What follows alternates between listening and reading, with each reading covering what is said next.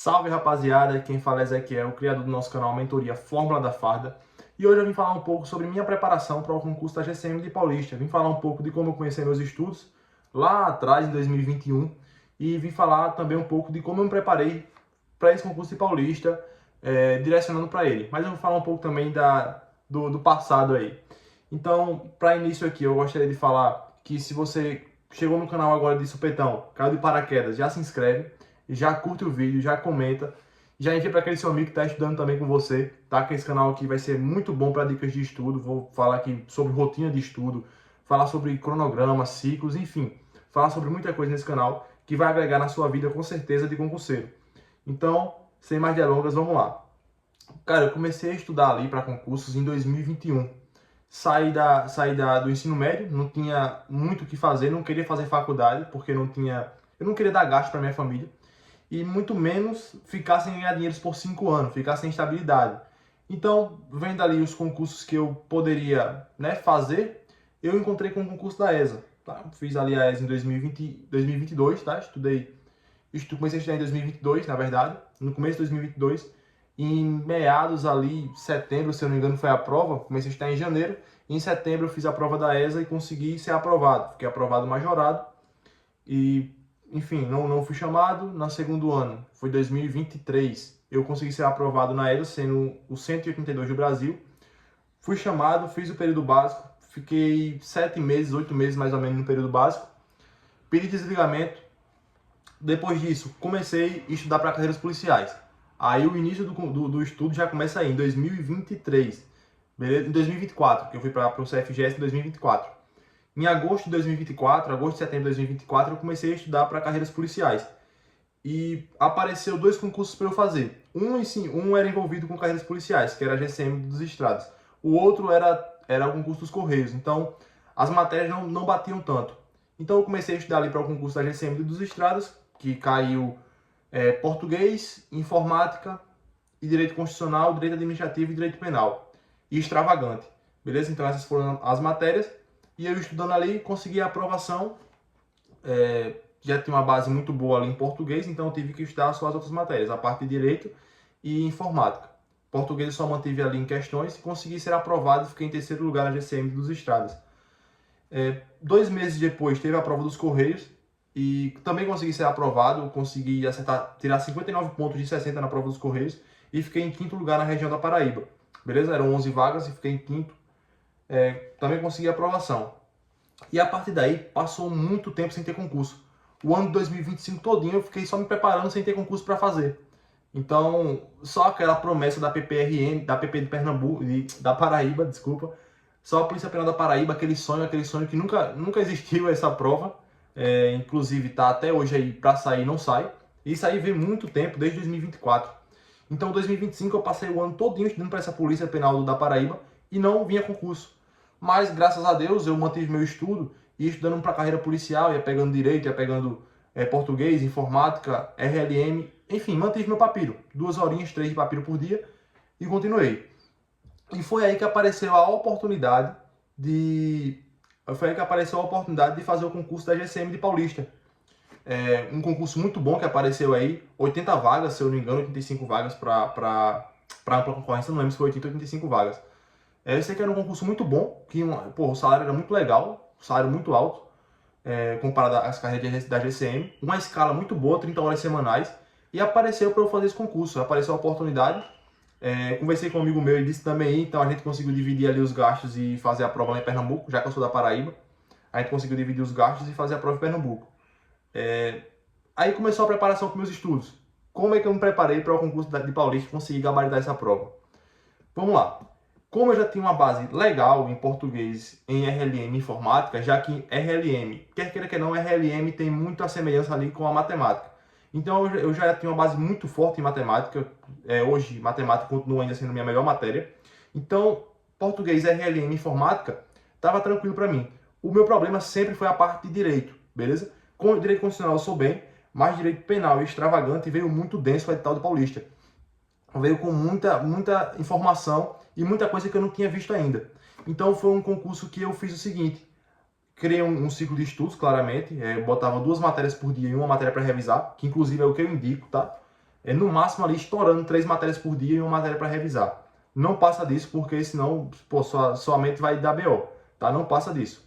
Mantenha essas 2 matérias para avançar edital e uma matéria para revisar. Tranquilo? Então eu consegui criar um cronograma, um ciclo de estudos com 2 matérias por dia e uma matéria para revisar e segui meu estudo assim. Só que eu fiz o seguinte, eu diminuí a incidência de português, RLM e informática nesse meu ciclo de estudos e aumentei a incidência de direito penal e extravagante, já que era um edital muito denso, como eu falei, e tinha muitas coisas que eu não vi ainda. Então, para conseguir bater o edital a tempo de ter uma boa revisão, eu acrescentei essas matérias aí mais vezes no meu dia, na minha semana, perdão, para eu conseguir ficar mais afiado nessas matérias. Então, basicamente, português, RLM e informática, eu fiz só questões, tá? Revisei muito por questões, que inclusive é outro bizu. Cara, questões é muito importante no seu estudo. Talvez questões seja mais importante que teoria, beleza? Talvez não, ela é mais importante que teoria, mas não tem como você partir para a questão sem a teoria, beleza? Só que seu estudo ele tem que ser pautado em muitas questões. Porque na hora da prova, o que vale é você saber ou não acertar a questão, tranquilo? Às vezes você nem é inteligente, mas você é um bom matador de questão, você sabe acertar a questão.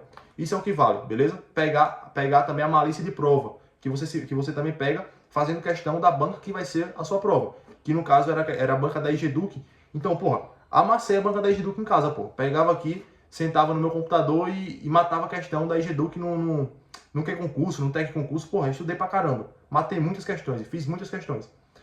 Beleza. Só que eu não fazia questões avulsas. Como é que eu fazia as questões para esse concurso? Como é que eu fiz para conseguir revisar e conseguir extrair o melhor das matérias?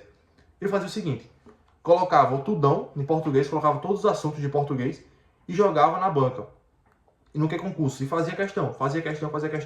E quando eu via que eu errava muito de um determinado assunto, por exemplo, eu errei muito de crase, por exemplo, eu errei muito de regência, enfim, eu voltava no meu material, voltava nos meus resumos, que eu sempre gostei de ter meus resumos, tá? Sempre escrevi muito enquanto estava vendo vídeo aula. Muita gente não aconselha isso, mas eu só consigo aprender assim, tranquilo? Cada um tem o seu método. O meu método era escrever bastante, pô. Até hoje, quando eu estou estudando, eu escrevo bastante.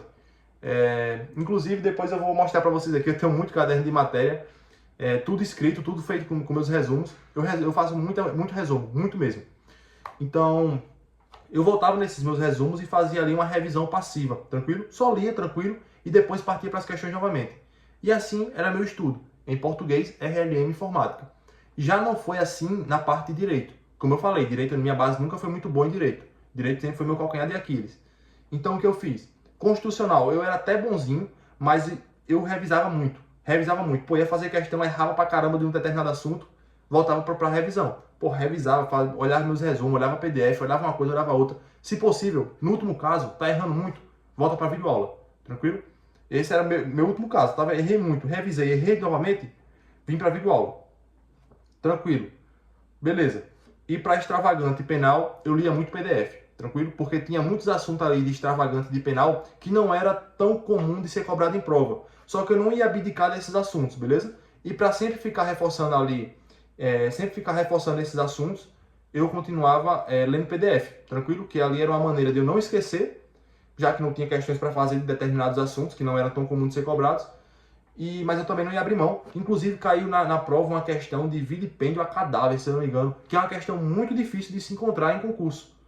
Beleza? Então é de suma importância que você esteja 100% nas matérias do seu edital. Independente se é uma matéria se é um assunto que cai muito ou se é um assunto que tem pouca recorrência em prova. É importante que você domine ele, é importante que você conheça bem esse assunto. Tranquilo? Aí agora, o que muita gente pergunta, o porquê você conseguiu gabaritar, como você conseguiu gabaritar essa prova? Cara, não adianta só estudar, tem que ter uma estratégia bem definida, principalmente do que fazer na hora da prova. Não adianta você chegar na prova e querer fazer a prova de qualquer maneira. Para isso que servem os simulados, tranquilo? Simulado é de suma importância para a sua prova. É muito importante. Tem muita gente que negligencia o simulado. Mas o simulado, a maneira que você vai fazer ele, é a maneira que você tem que chegar e aplicar na sua prova, beleza? Não inventa de fazer moda na hora da prova, pô. Não, eu começo no simulado por matemática, mas lá na prova eu vou começar por português porque eu acho que assim vai dar melhor. Não, não muda.